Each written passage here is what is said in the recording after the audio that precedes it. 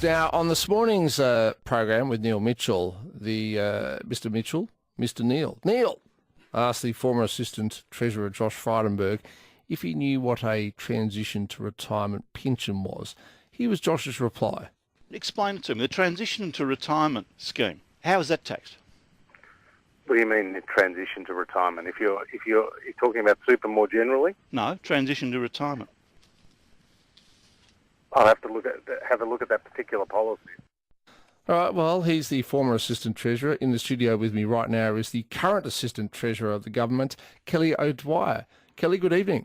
Good evening, Tom. It's nice to be with you again and your listeners. Would you like to have a crack at explaining briefly what a transition to retirement pension is? Yes, well, a transition to retirement pension is something that someone between the ages of 55 and 65 can enter into if they are looking to scale down their work but draw down on their pension. Okay, now the income that comes out of a super fund for that transition to retirement has hitherto been tax-free.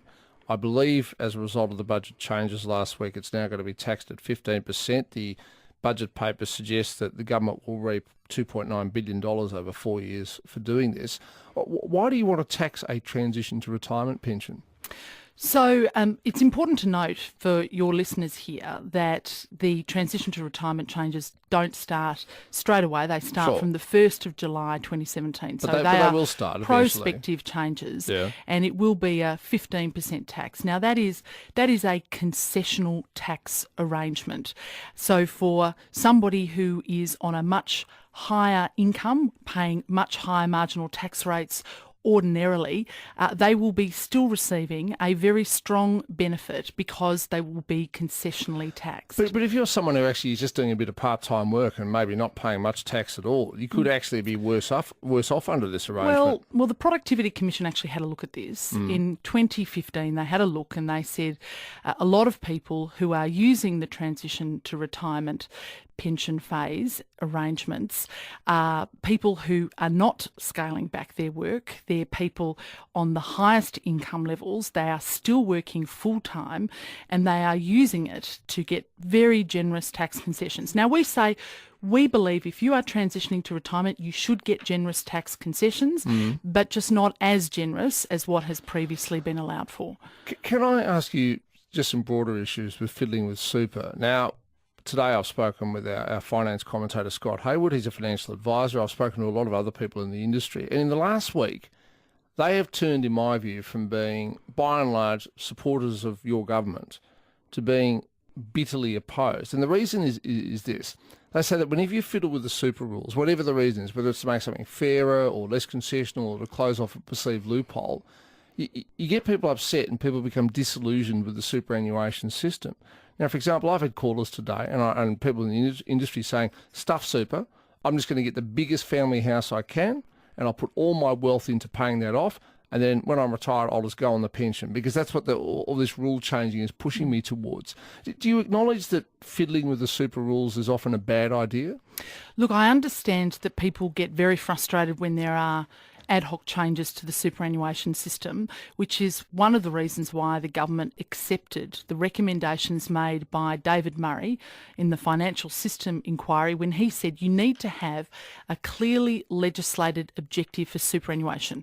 Because, Tom, your listeners would be pretty surprised to learn that we don't have one at the moment. Now, when you legislate an objective, it makes it much more difficult for governments to change superannuation arrangements that don't match against the objective.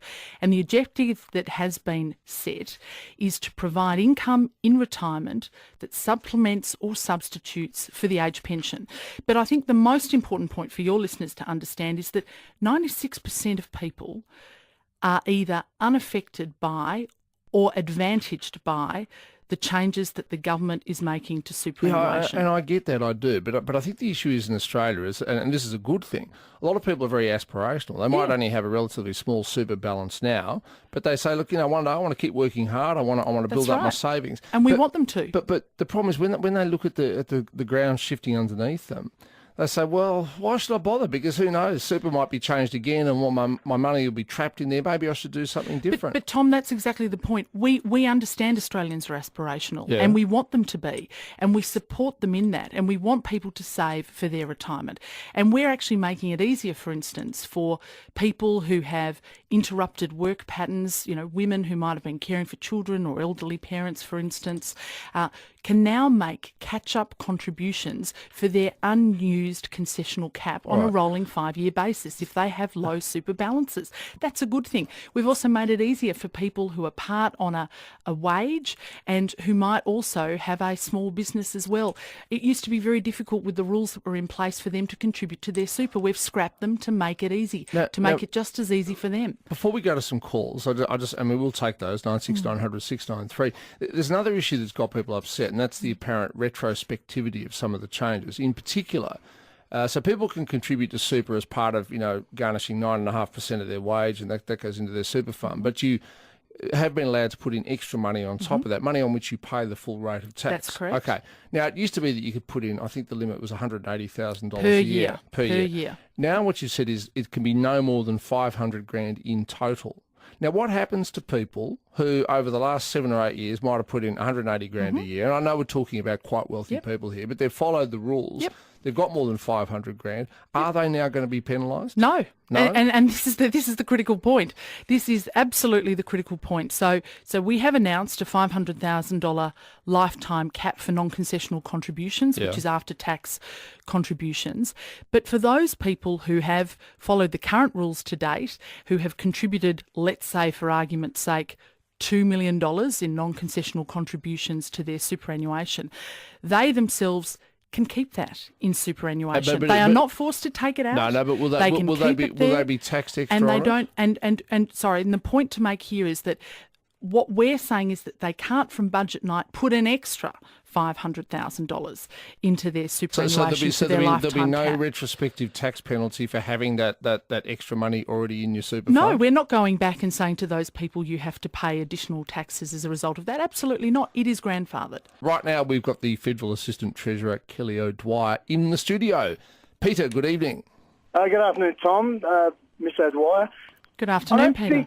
I don't think you realise how filthy people are. Now, it affects everybody eventually. Not now, but in 15 years. Now, I'm dumping about $2,000 a month in our super.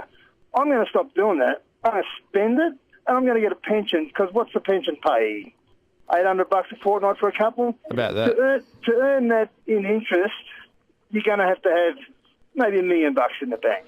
So if I just keep that in cash, I get the pension. I can do what I like with my money. It's mine, and you don't get your grubby mitts on it. But Peter, can I say this to you? I mean, you can transfer $1.6 million into your retirement income account, and all of the earnings on that are tax-free. Now, that's 1.6 for you and 1.6 for your wife. So that's $3.2 million. So, I mean, if you've got so much more than that, that's great for you.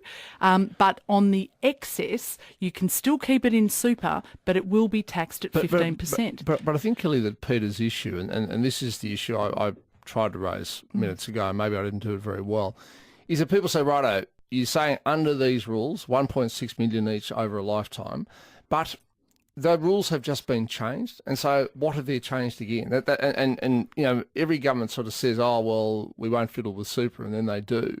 So that's why I think people like Peter, might lose confidence in the system. Well, Peter will be paying a much higher rate of tax on his earnings if he leaves it outside of the superannuation system, potentially. Well, Peter wants to spend the money instead. He's perfectly entitled to do that if No, that's of course, what he chooses to do, and we don't prescribe it. I mean, this is the thing. Each individual, should be perfectly entitled to make decisions in their own best interests and I agree. their retirement futures interests. But people who make those decisions, just want to know that the rules, if they say, right, I'm going to put this much aside so I can build up this much of a balance. But if the rules change, what's to stop a future government saying, well, if you've got more than, I don't know, $1.2 million in your super funds, you're an enemy of the state and must be taxed to oblivion? No one is saying that though, Tom. I mean, it's not correct to say that at all. And some of the money we are getting from this is actually being reinvested, in effect, into the super system by allowing for the increased flexibility that I spoke about before, by ensuring that people who are on low incomes get the low income tax super offset, so they're not paying more tax above what they would otherwise be paying in their marginal tax on their superannuation. I mean, we are also allowing more flexibility for people to contribute to their super right up until they're 75. It used to be you could only contribute up until the age of 65. This is actually good news for people. It gives them more choice and flexibility, and for those people who have done particularly well, we applaud them. It's very good for them, but we say that there is a certain ceiling amount of 1.6 that you can transfer in, and the earnings are tax-free. Now, we only ever tax in the accumulation phase, which is the any excess of 1.6, the earnings. We don't tax the capital, we don't tax the withdrawals. So Okay. those people can still withdraw quite a lot of money Let's and spend it if they see fit to do that. let's hear from Alistair. Alistair, go ahead. Geez, I've got to tell you, Miss O'Dwyer, you are really good at political spin. If you go back in history with superannuation, Tom, under the Labor Party many, many years ago, you may recall they had this concept called reasonable benefit limits. Yes. And anybody transgressing those limits were severely penalised. When the Howard Costello government were in office, they introduced some policies which basically precluded anybody from getting any Centrelink benefit between the ages of 55 and 65. You had to live on your super, and that decimated retirement savings. Now we have this nonsense. I've got clients, Miss O'Dwyer. I'm an advisor, also an accountant, and basically I've got clients who are running self-managed superannuation funds whose asset is largely physical property. Yeah, that is an issue, Alice. I'm sorry, we are going to run out of time, but that is another issue. Well, look, I'm happy to come back, and I'm happy to talk to your listeners and talk through these issues All right. at any time that suits you and suits your listeners. Well, that's great because I think it's something that needs to be explained, and we have learned today that $500,000 change, in fact, is not retrospective when they're filling That's out there correct. what it was. So I appreciate that. Very quickly, the campaign. Now, I happen to know that the Greens are targeting your seat of Higgins. Are you worried about that? Well, I think everyone in the election campaign, targets members, and I'm no different. There'll be people who'll run in my seat. Look, I just get on with doing the job that I'm elected to do, which is to represent my electorate and to represent their interests in the nation's parliament, and I do that each and every day. What about the Prime Minister, Malcolm Turnbull? I don't believe he's visited Victoria yet. Are we going to see him sometime soon? Well, there's a very long period of time to have this campaign. Too long, I'm sure We'd many like people to see think. Malcolm. We'd like He to will see most him. certainly be here in Victoria. I can absolutely guarantee Does that. he like it here in Melbourne? He absolutely loves it here Does in he? Melbourne. Yeah, he does. He He really likes loves to go on the tram and fiddle with Twitter. He loves the trams. He thinks that this is a beautiful city. I know that Lucy, who of course is a big authority on cities right around the world, Mrs. Turnbull. absolutely loves Melbourne as well. Good to hear. Kelly O'Dwyer, thank you so much for your time. Great to be with you. Kelly O'Dwyer, the Federal Assistant Treasurer there, and she's promised to come back. It's 6 to 6.